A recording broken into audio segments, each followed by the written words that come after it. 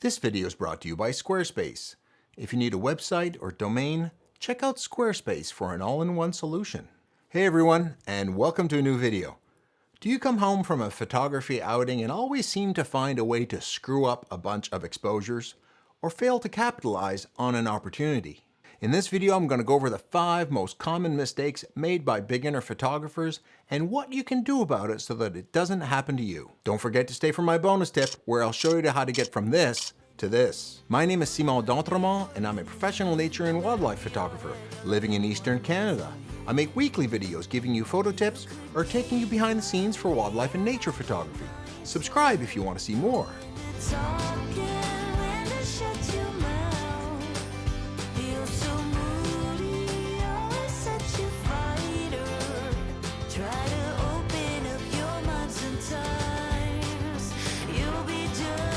And by the way, in case you're wondering how I know about these and how to fix them, remember the old adage, the burned hand learns best?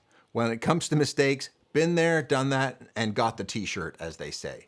I'd like to share my experience so that you can speed up your learning curve and not make the same mistakes I did. So I'm going to give you a 5-point checklist to use when you're at a photo opportunity to get better photos and avoid making common mistakes. And I've turned this into an acronym so that you don't forget. The acronym is HASTE, whose definition is quickness or eagerness that can result in mistakes.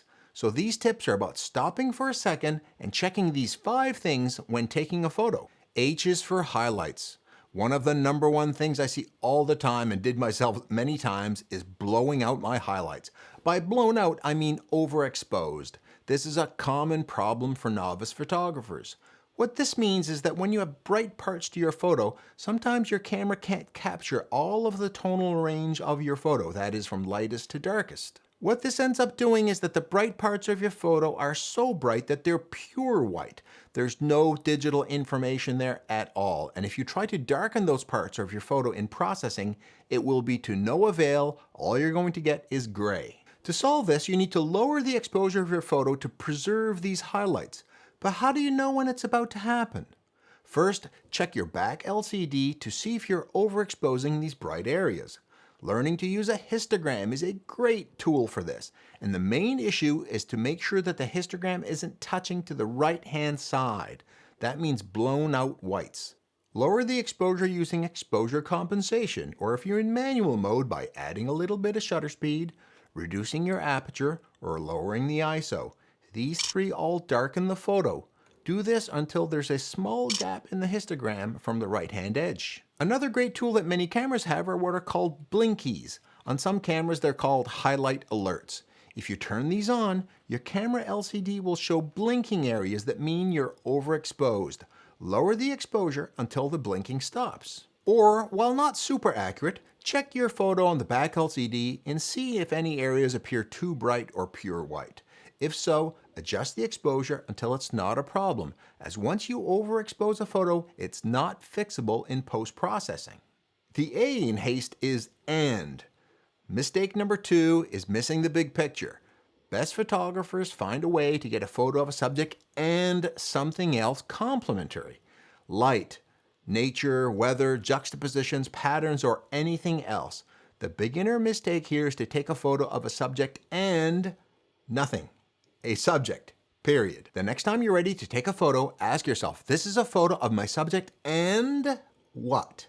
What's the complementary element you can add here? What's the and? Can I add light shining through some trees, or a rock in the foreground, a shadow on the side?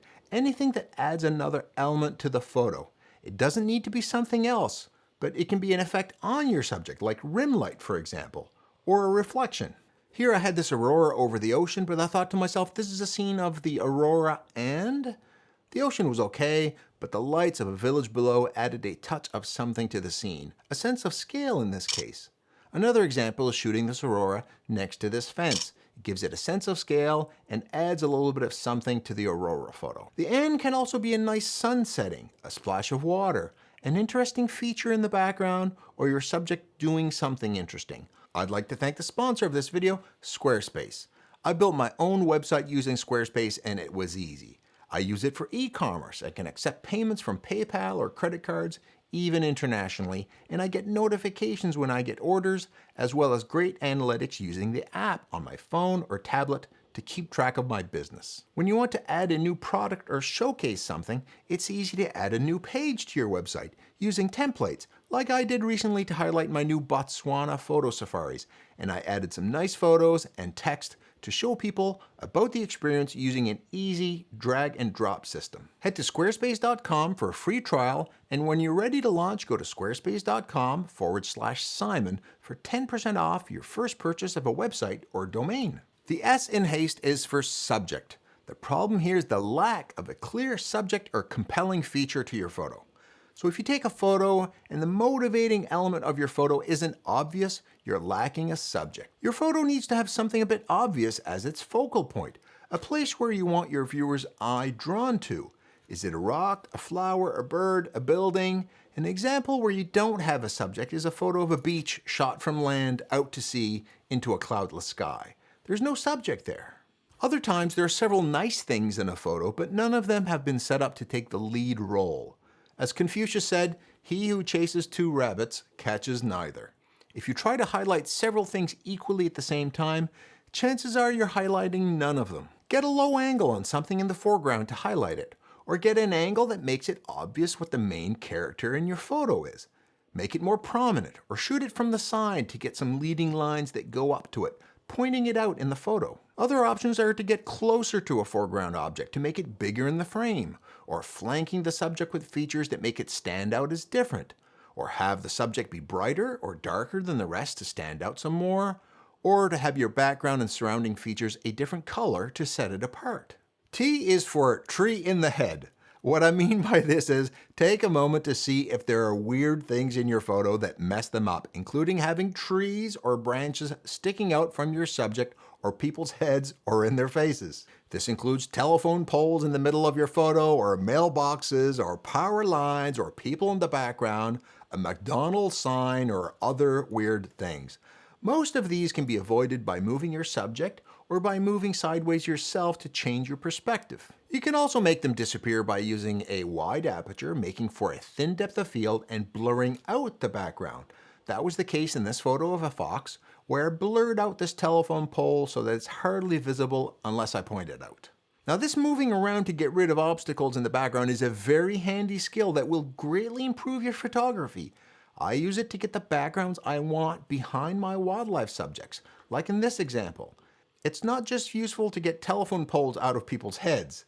It allows you to get the colors, features, and complementary elements behind your subject too, making powerful photos that look balanced and harmonious with the surroundings. By the way, I should also mention that I was in Botswana recently and had such a great time that in 2024 I'm going back and taking people with me for a photo safari workshop. Details in the notes below if you want to come. The E in haste is for enough ISO. The problem here is living and dying by the shoot at the lowest ISO rule. People are told, try to keep your ISO low to improve image quality, and apply the advice so globally that it leads to worse problems than the problems they were trying to fix. While there are genres where your subject isn't moving and you have a tripod, or your subjects aren't moving much and you have fast lenses, where ISO 100 makes sense, and in those cases, yes, shoot at a low ISO. But in most other scenarios, it leads to bad images. Why? At ISO 100, your photo is often starved for exposure, and you need to make up for that loss of exposure by having a large aperture or a slower shutter speed, both of which make the image brighter. But most people are already shooting their lenses around maximum aperture, only leaving a lower shutter speed or underexposing the photo as their only solutions to keep the ISO low. So they end up underexposing the photo to keep the ISO down, or don't have enough shutter speed to freeze the action. This leads people to try to rescue their underexposed photo by raising exposure and processing, making the image even worse and even more noisy than a high ISO would have given them in the first place, or having blurry photos as there wasn't enough shutter speed to freeze the action. If you can control the variables of subject movement by shooting static targets, or camera movement by using a tripod, then yes, a low ISO makes sense as you're not trading off anything for it. So portraits in good light with an f2.8 lens, or shooting landscapes on a tripod, or when you're using a flash. But if you don't have enough light or your subject movement requires lots of shutter speed, then set the ISO at what it needs to be to get the right exposure, and don't try to keep it artificially low. If the light is dim and you're trying to capture action like sports in a dark gym, then yes, your ISO will be high, maybe even 3200 or 6400. But trying to keep it at 100, 200, or 400 is not going to help. Open your aperture as wide as you can and slow your shutter speed down to the least you can use and still get sharp images. And whatever ISO is needed to balance the exposure, that's your ISO. And I promised you a bonus tip. Check your focus to make sure you have it right. I see so many people coming home with photos out of focus and only realizing after it's too late. The time to get it right is in the field. Now there's some people who suggest that checking all the time on the back LCD, called chimping by the way, is less professional, as the pros always get it right and don't need to check the back of the camera. What a bunch of bull. One of the greatest advancements in photography in the last 20 years is the advent of digital photography and its ability to reveal the image right after taken so you can check your exposure and focus. To throw that away is foolish.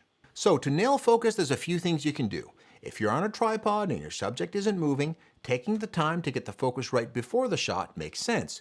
Use the back LCD or use live mode with a DSLR for this, and use the magnifier function to check the focus on your subject to see if it's right. If you want the whole image to be in focus, like on a landscape shot, don't forget to check the front and the back of the scene to make sure you've got it.